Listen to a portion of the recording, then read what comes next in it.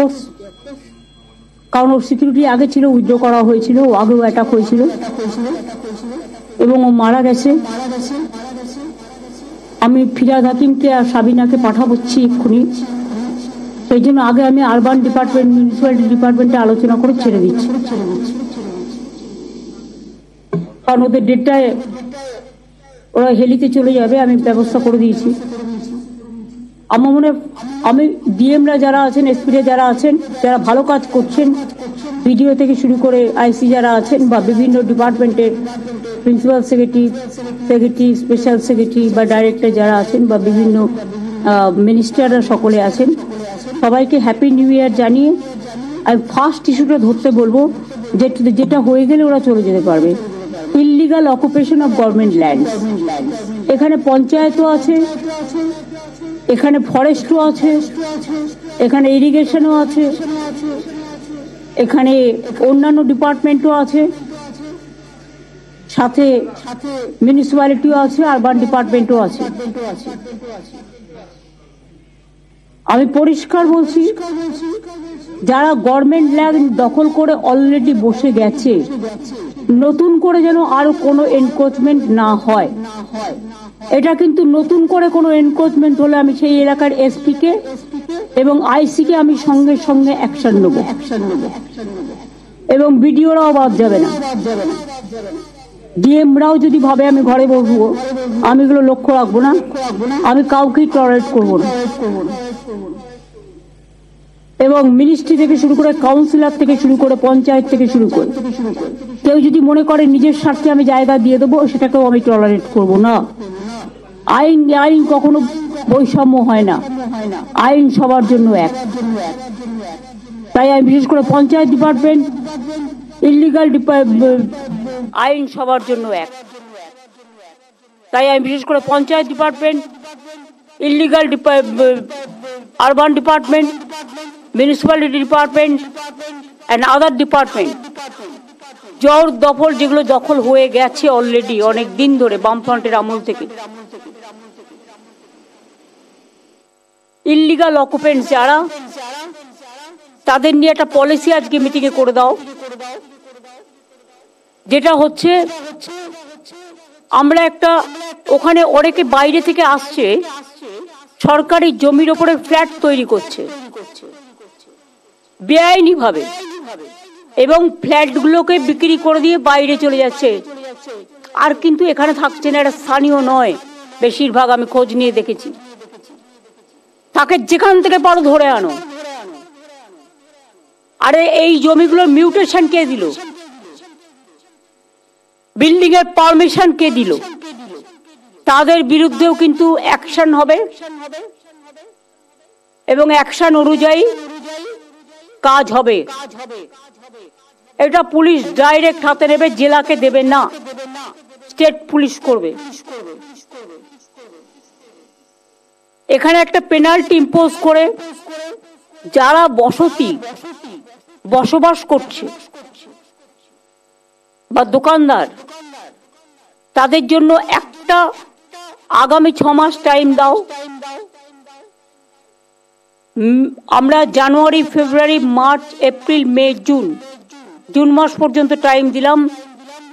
Government যেটা বাজার দর করলে তোরা দিতে পারবে না, বাট আমরা একটা রেশনাল পলিসি করব 80-20 করে, যেটা বড় বিল্ডিং তার জন্য 100% হবে, কিন্তু গরিব যারা সাধারণ মানুষ তাদের জন্য কনসেশন হবে করে, একটা রেট করে first tyre, second tyre, third tyre করে তাদের একটা পেনাল্টি ইম্পোজ করে, কারণ তাদের কিন্তু একটাও লিগাল কোনো কাগজপত্র নেই, আর যারা দিয়েছেও কাগজপত্র সেটাও ইললিগাল। সেই কাগজপত্র কিন্তু ইললিগাল, এটা কিন্তু বুঝতে হবে। সুতরাং তাদের লিগালাইজ যাতে তারা করতে পারে, অরিজিনাল যেটা, আমরা ওদের প্রতি সিম্প্যাথেটিক, কিন্তু যারা এটা নিয়ে ব্যবসা করে খেয়েছে তাদের প্রতি আমরা সিম্প্যাথেটিক নই। একটা পেনাল্টি ইম্পোজ করে টাকাটা ধার্য করে দাও, যাতে তারা গভর্নমেন্টকে একটা টাকা দেয়, যে টাকাটা গভর্নমেন্ট বলবে, কিন্তু জুন মাসের মধ্যে করতে হবে। আর যারা কমার্শিয়াল বানিয়েছে তাদের জন্য কিন্তু 100% পেনাল্টি দিতে হবে। আর যারা বানিয়ে পালিয়ে গেছে তারা যেখানেই যাক সেখান থেকে ধরে আনতে হবে, এবং দরকার হলে তার প্রপার্টি ক্রোক করে, যেটা ইডি সিবিআই করে, এটা করতে হবে। এখানে আমি কোনো এক্সকিউজ শুনবো না। কোনো নেতারা যদি এর জন্য দাবিদারি করে, যে পার্টিরই হোক, আমি তাদের কথাও শুনবো না। আইন আইন, গরিব লোকের কোনো দোষ নেই, এবং সাধারণ লোক বেচারা ভাবছে সে একটা বাড়ি করছে, বাড়িটা আমি একটা ফ্ল্যাট নিই, তার দোষ নেই। দোষটা হচ্ছে যে করেছে ইল্লিগাল কাজটা, আর যে মিউটেশন দিয়েছে এবং সমস্ত লাইসেন্স দিয়েছে, তাদের ব্র্যাকেট করো, তাদের ব্ল্যাকলিস্টেড করো, সে যেই হোক।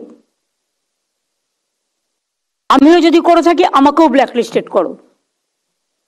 আর আগের কোনো অফিসারও যদি করে গিয়ে থাকে তার পেনশনও এর মধ্যে আসবে। তাদের বিরুদ্ধেও কিন্তু তোমাকে অ্যাকশন নিতে হবে। তোমরা অনেক সময় অফিসারদের কেস করে ছেড়ে দাও, ক্লোজ করে দাও কিছু পাইনি বলে, কিন্তু আমি দেখেছি তোমরা এক একজনের ক্ষেত্রে এক এক রকম ব্যবস্থা নাও। এখানে যে কমিটিটা হবে অ্যাকশন নেওয়ার, তাতে আইপিএস আইএস সবাই থাকবে।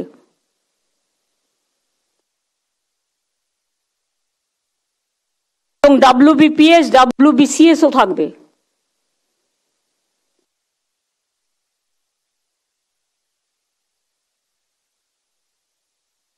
আর এই কমিটিটা হেড করবে নন্দিনী।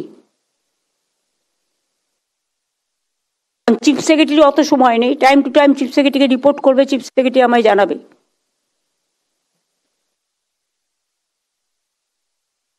তবে এটা আমার বলার ছিল মিউনিসিপ্যালিটি অ্যান্ড আরবান ডিপার্টমেন্ট এবং পঞ্চায়েত ডিপার্টমেন্টকে, তোমরা দেখে নেবে গরিব লোকেরা যে বাড়ি নিচ্ছে সেই বাড়িগুলো যাতে পঞ্চায়েতকে, আমি বলছি, ঠিক মতো হয়। ডিএমদের বলছি, বিডিওদের বলছি, সার্ভে করুন।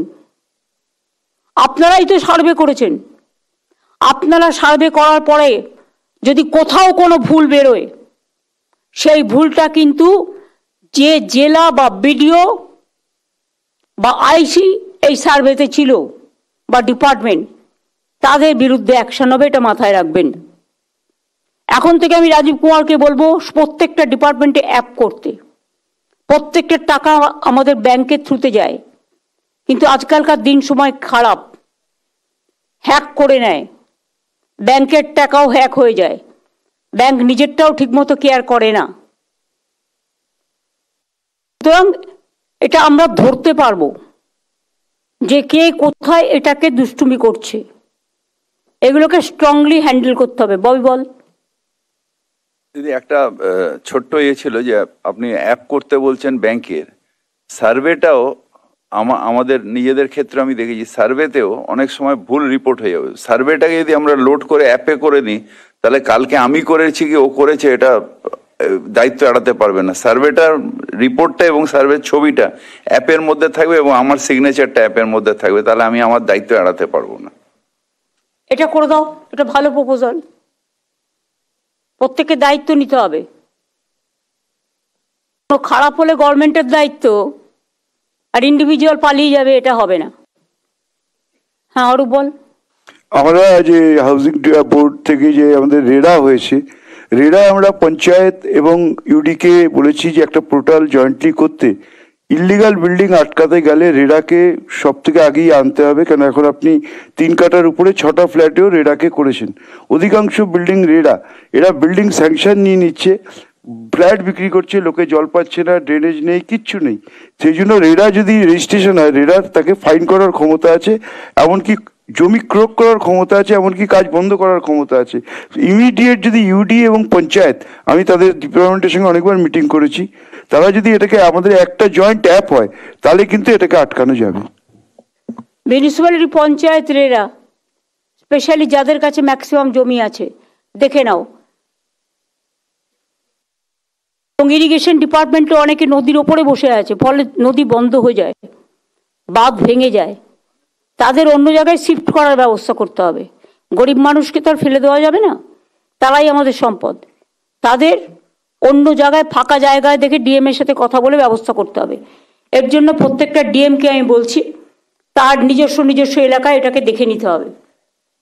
আর দিদি পুলিশকে দেখতে হবে যাতে আবার কেউ না এসে বসে পড়ে, অনেকে ফ্ল্যাট নিচ্ছে, পুলিশকে যতই বলা হোক পুলিশ কিছুতেই এটা করে না, আবার এসে বসে আছে। প্রবলেম কি, এরা কতজনকে দেবো? 3 বছর একটা সার্ভিসে থাকে, ইলেকশন কমিশন নিয়ম করে দিয়েছে 3 বছর পর পর ট্রান্সফার হতে হবে, 3 বছর এক জায়গায় কেউ থাকতে পারবে না। এই নিয়মের জালে আমরা ফেসে গেছি। যে 3 বছরের জন্য কাজ করতে যাচ্ছে, ডিএমই হোক, এসপি হোক বা অন্যান্যরাই হোক, তারা ভাবছে আমার তো 3 বছর 2 বছর কাজ, আমি আমারটা করে দিয়ে চলে যাই, আমার কি দরকার প্রোঅ্যাক্টিভ হওয়ার। এখন থেকে আজকে সিদ্ধান্ত নেওয়া হচ্ছে তার সময় যদি কোনো ইল্লিগাল কাজ করা হয়ে থাকে সেটাকে স্ট্রংলি হ্যান্ডেল করে সে যেখানেই থাকুক তাকে ধরা হবে। আর বারবার বলা হচ্ছে যে কোনো কেউ ট্রান্সফার হলে কোন কোন কাজ চলছে, কোনটা তিনি করেছেন, সেগুলোর একটা পরিষ্কার একটা চিত্র যে জয়েন করবে তার হাতে দিয়ে দেওয়ার জন্য, কিন্তু সেটা করছেন না। আমি এটা মনোজকে বলবো আবার বলে দিতে, ববি আর সাবিনা বেরিয়ে যাও।